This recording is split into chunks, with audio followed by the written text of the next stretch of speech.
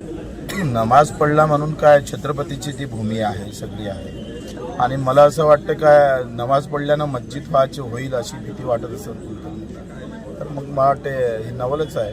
नमाज कुठं पडावं नाही पडू, मंदिरात जर एखाद्या मुस्लिमानं नमाज पडला तर वाईट काय त्याच्यात. जे अल्लाला जे मस्जिदीत समजत होते ते देवाला अल्लाह समजून नमाज केलं तर वाईट काय. म्हणजे त्याच्यात मला वाटतं एवढा घबराची काय गरज नाही. आयलो मोहम्मद, आयलो महादेव, म्हणजे इतक्या लहान लहान गोष्टीवर तुम्ही मीडियावाले भारी आहे हो. तुम्ही ते कसं दाखवलं, तुम्हाला तोच धंदा आहे. निवड याची लाव त्याची लाव लगाड लावाशिवाय तुम्हाला काय धंदा राहिला. इथं इरविनमध्ये कसे सामान्य रुग्णात किती लोक मरतं, शेतकरी कसा जगतंय हे तुम्हाला दाखवतंय. ते तुम्ही तिकट मिनिट लावून दाखवताय. नमाज पडला काय पडलं, काय मोठं त्याच्यातली घटना आहे तुम्ही सांगा. इथं 6.5 लाख शेतकरी मरतोय, रोज 12 शेतकरी मरतोय.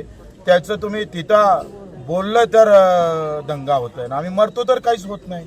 पढ़ते रहिए fight against criminal daily newspaper.